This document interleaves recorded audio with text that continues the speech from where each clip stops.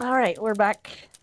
Let's look at the Attack Navigator. Attack Navigator is a free tool by MITRE. They publish all, it's open source too, so they publish all the code. If you go to the GitHub repository and see all the code. And the neat thing about that, besides being able to see all the code and know what it does, is that you can host this application internally. So today we're playing with the version of the Attack Navigator that's hosted as a static page on GitHub. So you see in the URL, it says mitre-attack.github.io. So it's running there. If you're inputting sensitive data, like imagine you're putting in here every technique you can't detect to build a graphic, that you're going to be nervous about doing that on any sort of online thing. And so then you could run it internally and have that instance that your team uses where you don't have to worry about, am I giving something away about my company? But today we play with this one. So if you just Google MITRE Attack Navigator, you'll find the GitHub page. And we're looking at it here. It normally doesn't come up with something covered, but I want to show you this example first, just to quickly off the bat give you an idea about how you might be able to use this. So what I have on here is I've got colored dark red, anything that has 10 or more atomic tests written for the technique. So let's look here at valid accounts. So valid accounts, if we went over to the Atomic Red Team library of scripted cyber attacks, we know there's at least 10 versions of scripted attacks to emulate this attack to see if we can detect all 10. Now, as you get lighter shades of red down into pink and light pink here, there's less, like maybe, I forget the exact coloring, but let's see. This one, browser extensions, has 5 atomic tests. It's showing up as the score number here when we hover over it. So at a glance, for the entire MITRE attack matrix, the entire space of known and used attack techniques, we can emulate at least to some degree over half of those, which we can see at a glance here from here, and we get an idea, wow, Atomic Red Team really does have a lot of things in there because there's a lot of dark red ones, so there's 10 or more ways to do that. And you know, even if we zoom out, we can't see the words, but we're just getting an idea that there's a lot of coverage there. And that's exactly what the MITRE Attack tool is for, is to be able to display this kind of information on top of the MITRE Attack matrix and to be able to share that information. So I could give you a file that represents this information. It's just a JSON file. I could export that from here and I could give it to you. In fact, this data here is published by the Atomic Red Team project. So any of you could go, and there's a lab you have for this, any of you could go to the Atomic Red Team project and download their JSON file that they publish for all the techniques that they're emulating and the names of those tests, and import it into the Navigator, and you'll see the same thing I have here. Some other cool things you'll notice about this view here. Well, it is the matrix that we looked at the beginning, but it's interactive. So you see, as I hover over, things are popping up. We have some things with a blue underline.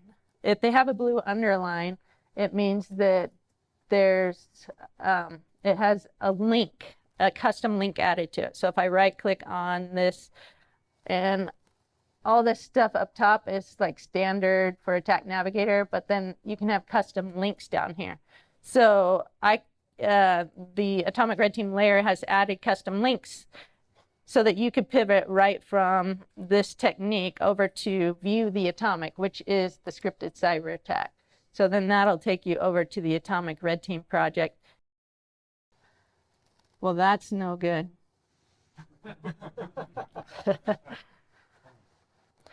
And then we see these gray bars on this side. And these, if it has a gray bar on the side, this one doesn't, and this one does, it means that it has sub-techniques. So let's go over to brute force because we talked a little bit about that before. And let's click on the gray bar next to it. And that expands brute force into its 4 sub-techniques. So we had credential stuffing, password cracking, password guessing, and password spraying. So, and as we hover over, we see the technique number. So the sub-technique .003 under technique T1110 with a score of 9. In this case, for this atomic red team layer, that means there's 9 atomic tests. And the way this coloring is done, there's a couple different ways. You can tell the navigator, color this thing blue, I don't care what the score is, or you can have do a heat map based on the score. So the way this layer is set up is like anything 10 or above is like the highest score you can get, so they're going to color it dark red. But you get to define that for the navigator. You get to define your score and the colors it goes from, you know, whether it goes from green to red or red to green or whatever, and whether 100 should be red or green or vice versa, or 10 is your max. So that's what they've done here.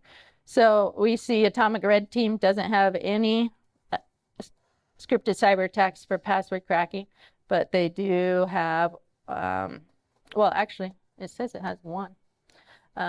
Maybe that's just really like pink and I can't see it. Credential stuffing has 3. Password guessing has 6. Password spraying has 9. I guess it's almost 10, so it's red. I don't know. Then there's this little number here. Maybe I should zoom in a little more, but it says 4 out of 4, which means there's 4 sub-techniques. So here, this 1 out of 3 means there's 3 sub-techniques. And 4 out of 4 have a score, non-zero score. So this one here had 1. So all these have something in atomic red team. So 4 out of 4 sub-techniques. This one, only 1 of the 3 sub-techniques has something in atomic red team. So that's what that means. You can imagine if this was, all of these gray things were expanded by default, that this gets really big. We can actually do that with this button here at the top. This expand sub-techniques will expand everything at once. So I'm going to click this. And so now we see this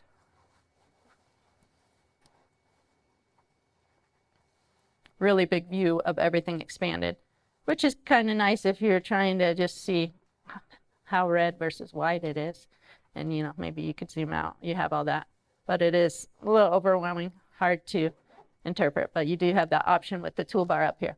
Then we have the opposite, which is collapse everything, that button here.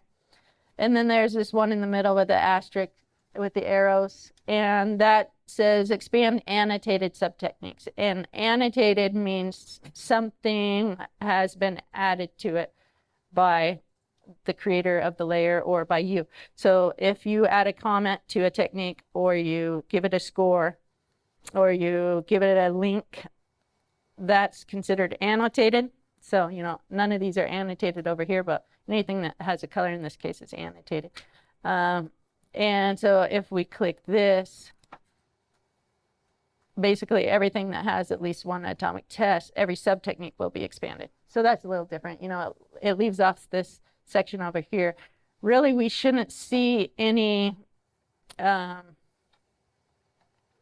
anything over here in the reconnaissance and resource development. We shouldn't see anything for atomic red team, because that's supposed to be stuff that people do before they actually start hitting your network or your company.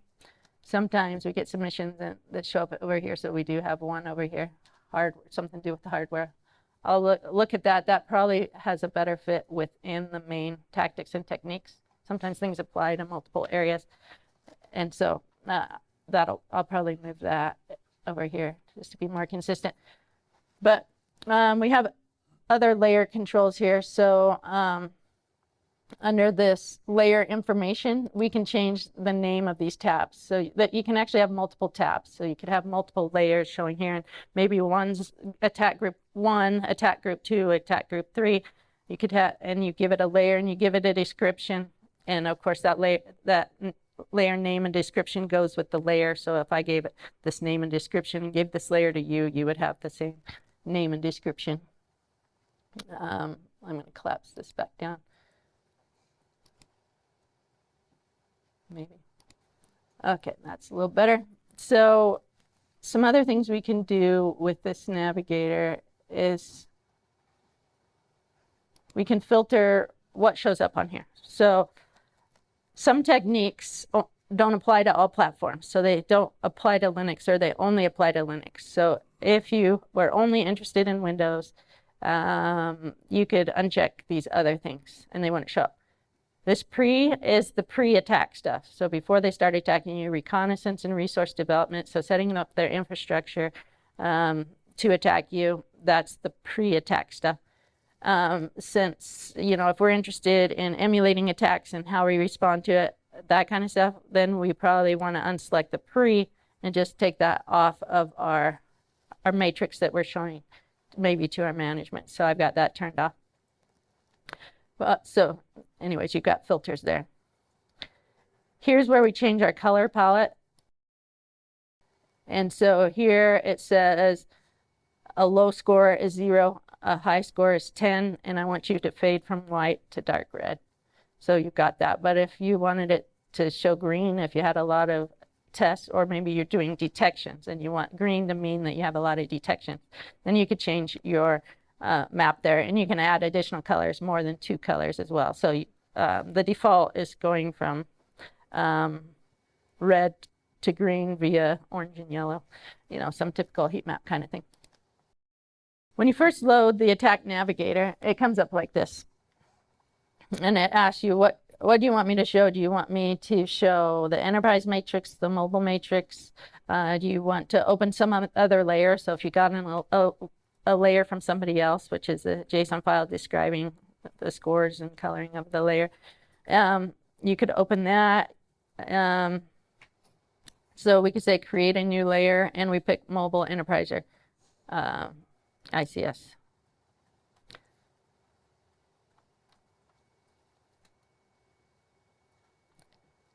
Let's go. Okay, so here we have a brand new fresh layer. So maybe we're trying to represent something like how many techniques we've researched or something.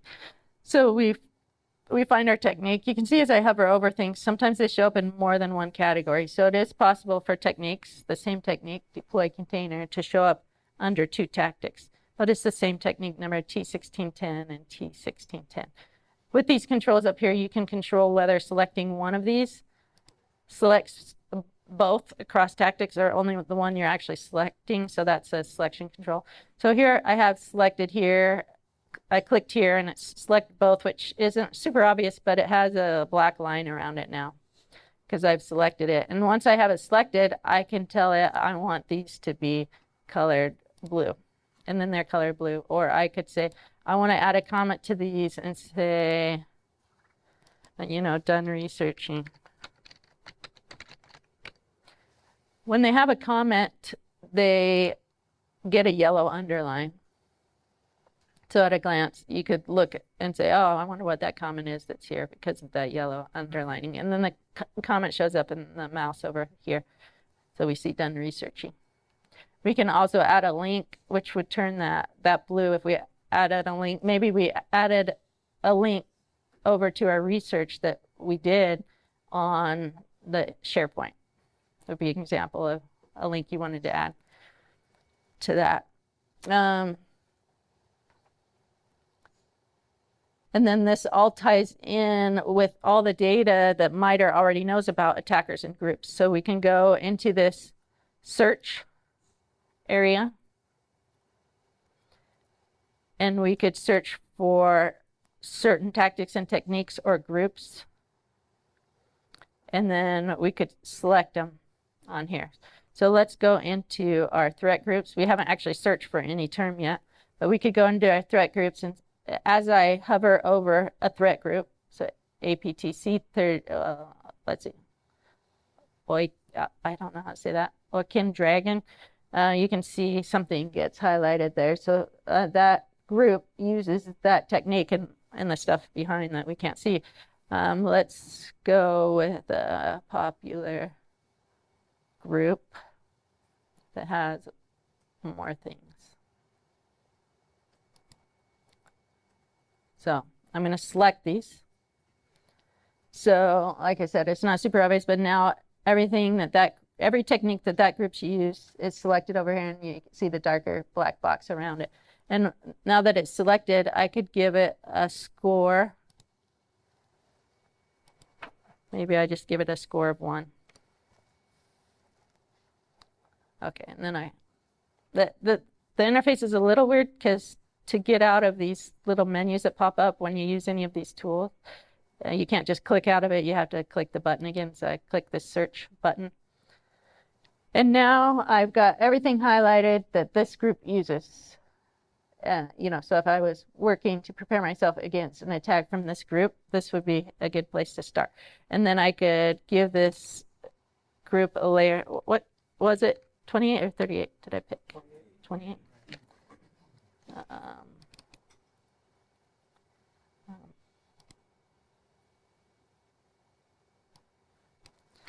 APT 28. Okay, so we have that group here.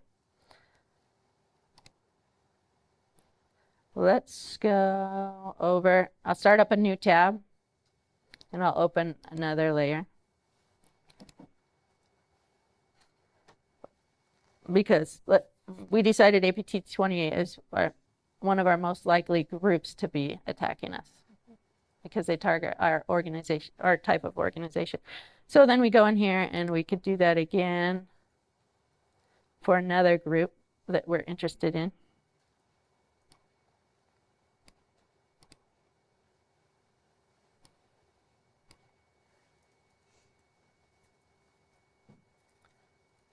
Let's just do 29.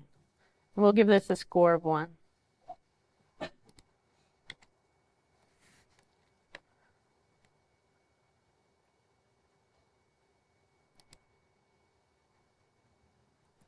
And then this APT 29.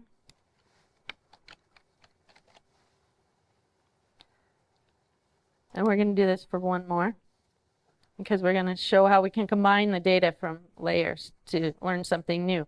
So if we have picked these 3 groups as our top priority groups to prepare ourselves for, and you saw there's many techniques they use, so we still want to prioritize that down to where should we start first amongst all of these techniques. Of course, the best place to start would be a technique that all 3 groups are using. That'd be a good way to prioritize our work. So we're going to create 1 more layer, say it's their 3rd group that we're particularly interested in.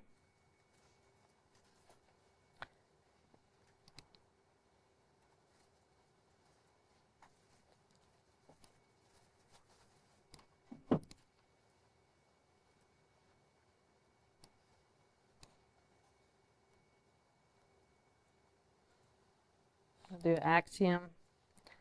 We'll give it a score of 1.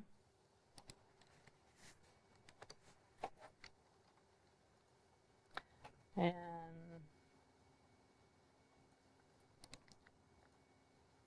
name it Axiom. Okay, so now we have 3 layers. Now we're interested to know, without trying to do it by clicking back and forth between, where did these 3 groups techniques overlap? So now instead of creating a new layer, we could say create layer from other layers. So we're going to go in here and we just say it's the most recent enterprise attack version. And now we get to have a scoring mechanism, and it says layer A, B, and C. So they've just assigned A to APT 28, B to APT 29, and C to Axiom. So now we can do any mathematical expression for adding these scores. So we gave everything a score of 1, so we can just do a really simple expression of A plus B plus C is the score we're interested in. But sometimes a lot of security researchers will publish their Navigator layers. So maybe Red Canary will publish a layer for the top techniques they've seen used in 2023.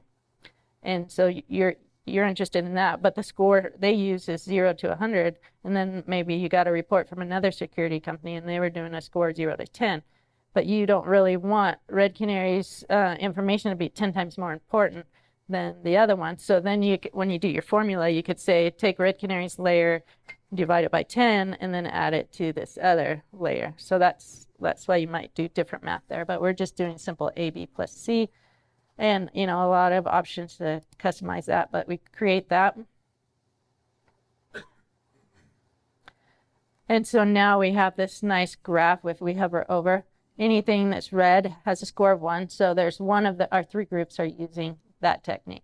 And then we have green, a score of 3. So all 3 of our APT groups are using those techniques, and yellow is a score of 2.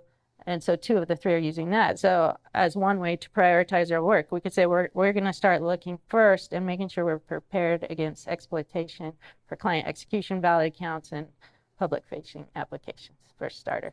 And then you could move to the yellow and then the red as an example. So I really like how you can do that. So let's say you did all this work and you don't want to lose it. You don't want to have to recreate it, especially if your internet is slow like it is here today. So we can export this. So we click this download button and it just downloaded layer by operation, whatever the name of that was. That's what it made for this combined layer. And it downloaded .json. So we could, let's see if it'll open it for us.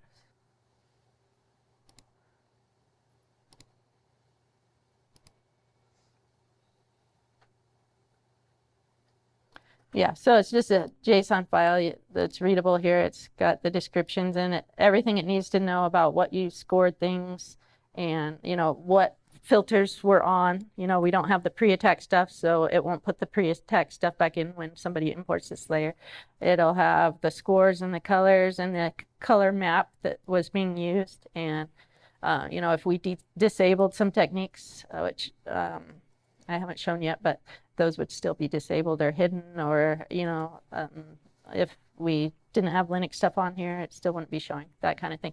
And then we could import that later. Like if we're on another computer, we could just import that layer and we're back to this thing. We could share with somebody else to say, take a look at this. How do you want to work on that? It's also good for red teams. If you're planning red team campaigns, you could also use this as your plan for your red team engagement and share that amongst your team that way. You really can take this this basic start of the URL and put any link to any JSON layer. So here you actually see raw, GitHub user contact, red canary, atomic red team, master, blah, blah, blah, blah, blah. Attack navigator layers, art navigator layers. So this is where they published it, but let's go get it. So this is atomic red team. And most of everything you're interested in atomic red team is in this atomics folder. And remember how I said everything in atomic red team is tied right into MITRE ATT&CK. So except for this first folder, everything here is a MITRE technique number. You have technique and sub-technique number, so T1003. And so every scripted attack emulation is found inside its associated folder within atomic red team. So this indexes one is special, and it has multiple indexes into what you can find in atomic red team. There's CSV indexes showing what's emulated there. There's markdown indexes. There's JSON indexes or YAML indexes. And then there's attack navigator layers specifically for being imported into the attack navigator. And these navigator layers are built by code. So if you were to contribute a pull request, which is how you contribute to open source projects in GitHub, and I approved that and merged it in. As soon as I click the merge button, the script in GitHub will run and add that. So that score would go up by 1. So this is always up to date, but apparently broken. So attack navigator layers. We click on here, and this navigator layer down here is all platforms, Azure, Cloud, Linux, Mac, everything all in one. And all these other ones are broken down by platform. So this is just Azure AD, this is just containers, this is just Google Workspaces, just Linux, just Mac, just Windows. So if we were interested in all platforms, we would click this, and it shows up all as one line, which isn't super handy to read right there, but we don't actually have to read it. we need the link to the actual JSON file. This has the JSON file right here, which is this long line of JSON, but it also has all this other HTML for creating this page. So we don't want to give it this link. We need to give it the raw link. If we click on the raw link, it's no HTML, it's all just the JSON file. So here's the whole JSON file. So that's the link we need, is the raw link. So we take this raw link and we go over to the Attack Navigator and we say, I want a new layer and I want to open an existing layer from the computer URL. So if I had this already saved as a file on my computer, or you gave me a file of your layer, I could select that locally, or I could paste in the URL. So now I put this big long raw.github atomic red team layer here. And then it's not super intuitive. You can't just push enter. You have to push this. This is actually a little button, the greater than sign. You have to push that to get it to accept your input there. You can export this same information that looks similar into an Excel spreadsheet. You can imagine how that would convert pretty nicely into an Excel spreadsheet. And that's with this, these squares here. You can export it as an image, SVG image. So you get the whole view as a SVG image if you wanted to put that into your report with that button. These are the selection controls, like if you don't want it to select all techniques across multiple tactics, if it happens to show up under more than one tactic, and whether or not you want to select the sub-techniques when you select the parent technique. Show hide disabled. Let's say for some reason we don't care about drive-by compromise, or it's not relevant or something. We could select it, which I did there, and then come over here to toggle state. And I've just toggled it as disabled, so it's gray. And then if I don't want my disabled ones to show, I can click the eyeball, and then that's no longer here. And all this is saved in the layer, so if you exported that, it wouldn't show up when somebody else imported your layer. So that's the Attack Navigator. And you can use it to represent what you're researching, what somebody else has researched they can share with you, how your detection coverage is, any number of things. And it's something that's good to display kind of at a management level, because there's a lot of detail in MITRE ATT&CK, and it could otherwise be hard to demonstrate, like to management.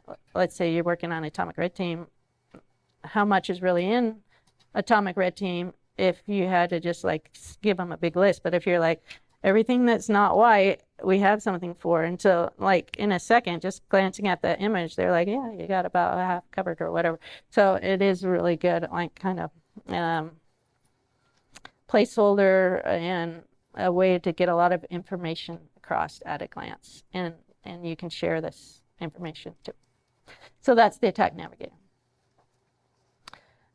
We're going to go back to our slides here. Oh, well, I want to show you the labs while we're here in the VM here. So this VM that I'm in is really just a vanilla Windows 10 VM with Chrome installed with some bookmarks. And this is what we use for class. And so we've got our Atomic Red Team, our vector stuff, Prelude, but it has a bunch of MITRE bookmarks, which we looked at MITRE ATT&CK today. We looked at the Attack Navigator. This is the link that has bookmarked, so you can quickly load the Atomic Red Team without going through the graphical UI clicks. It's got links to the MITRE ATT&CK Defender training and badges. So there's a fundamental badge, threat intelligence, SOC assessments, adversary emulation, threat hunting and detection engineering, purple teaming fundamentals. So that's training you can get through MAD. Again, the training's free, but if you want the cert, you gotta pay. And anyway, and the Slack invite here. This VM you can download yourself if you go to Antisyphon Training and read about my class. There's a link where you can download and set up your lab VMs. Actually, it's two VMs. There's also a Linux VM that comes with Caldera pre-installed. And anyways, if you wanted that, or you could just steal the bookmarks out of it or whatever. So the labs you have at that link on the board there, that rg.by link, you've got access to the slides that we've been through, and then just the basic usage of MITRE ATT&CK Navigator that we started with, and then how to combine layers. So it walks you through that, doing what we did today. And then Attack Navigator and Atomic Red Team answers the question you asked about how do you recreate that layer. So we go over to Atomic Red Team, we get the link to the raw JSON file, and then we go through the clicks in the Navigator to load it. Then there's a lab on installing and using the Attack Powered Suit. The Attack Powered Suit is a browser extension. It's an extension for Chrome, Edge, and Firefox. And then I think just in the last month, they released it for Safari. So you go to whatever web store you get extensions for those. So here I'm in the Chrome web store, and I say add to Chrome Attack Powered Suit. And then add the extension if you trust it there, and then where is it?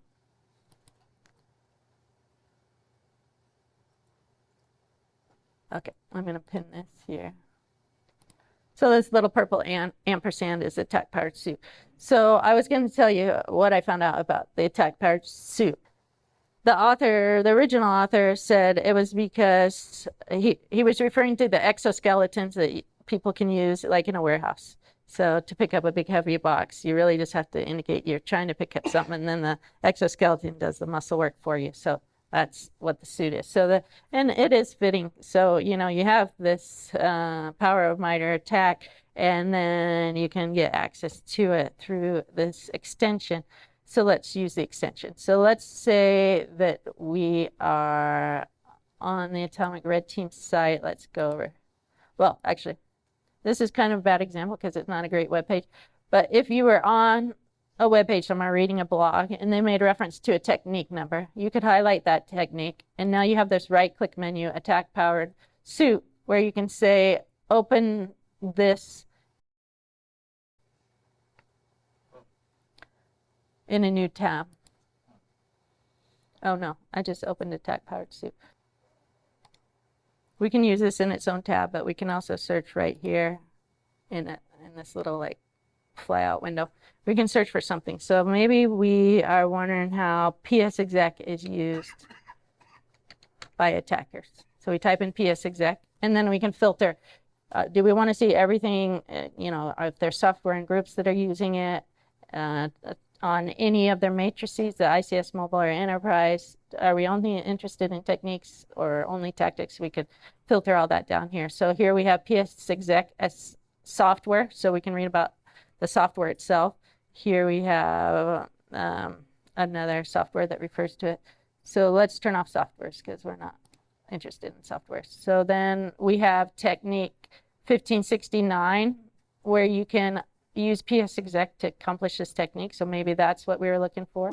And then we also have, well, it looks like 3 different techniques that it might fall under. And then we can copy the name of the technique. So maybe we're doing some research and we're like, yeah, we want that one. And these are just quick shortcuts to copy. So we copy the name to our clipboard and we can paste it out. We copy the summary, maybe paste it into our Excel spreadsheet, or copy the link, or we can just go to the technique in MITRE ATT&CK. So here we just pivoted really quickly to technique 1569 within MITRE ATT&CK, minus the slow internet. So while that's loading, let's go into the atomics.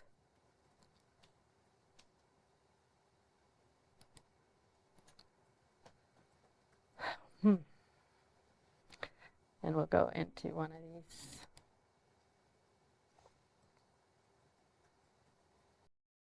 Yeah, so then we just pivoted right in. And so what I was trying to show with this is if you do highlight something that is recognized as a technique number or a group number or anything, so you're reading a blog and they refer to technique 1003, you can highlight that technique number or piece of software and you can jump right to it. So this, you would just right click, go to the, it's not even showing me the extension there. You just go to the extension and say, go to technique T1003, and then you're quickly in MITRE ATT&CK. That's really handy for me because I'm always trying to figure out how an emulation that I'm doing or somebody contributed to Atomic Red Team fits into MITRE ATT&CK. So I always want to read the emulation and then jump to where they're proposing it goes in MITRE ATT&CK and make sure it really fits there. So for me, I use that a lot. And if you go up in your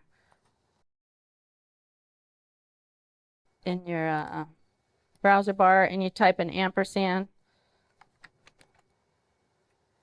then you're immediately searching via the Attack Powered Suit.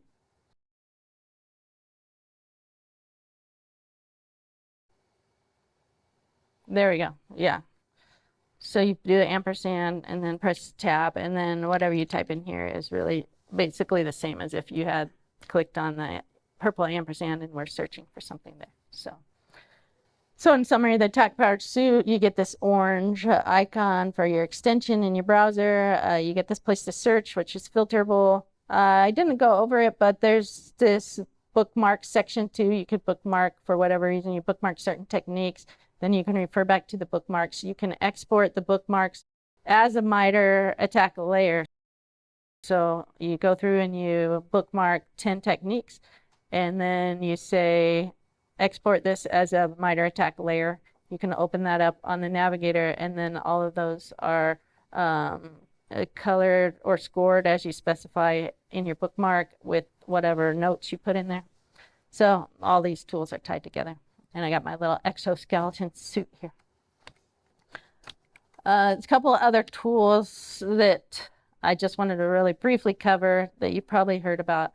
MITRE ATT&CK valuations. So approximately every year, MITRE will put together a whole emulation plan for an APT group. And then they will invite vendors to participate in this environment where they're going to execute this entire attack chain for an APT group. And the vendors will come in and they'll set up their products however they want. The only caveat being they have to provide documentation of how they set it up.